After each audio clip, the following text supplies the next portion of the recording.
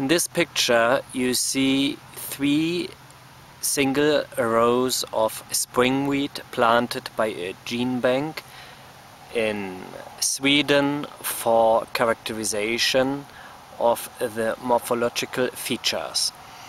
You see to the left a row of the Swedish landrace Dala, which has traditionally been cultivated in Sweden, and in the middle you see a row of the landrace Darlana, and to the right you see a row of a modern cultivar released in 1998 called Vinjett.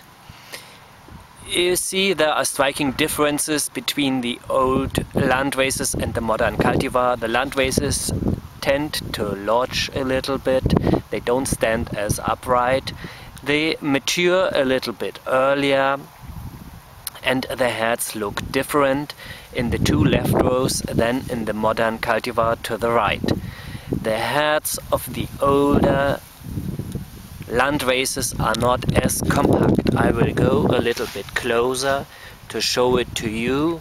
Here you see the heads of the landrace Dala, and here you see the heads with horns of the landrace Darlana.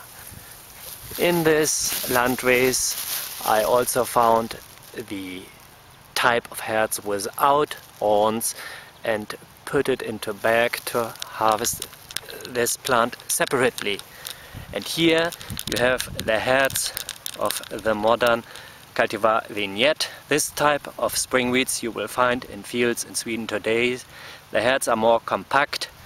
The yields, the grain yields, are higher in the modern cultivar.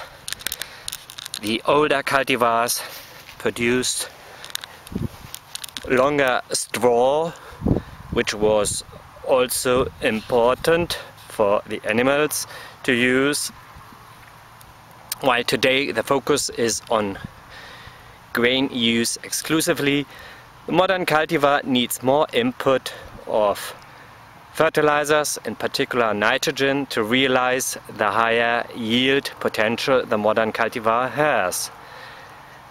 Another striking difference is the earliness. The older landraces seem to mature a little bit earlier than the modern cultivar.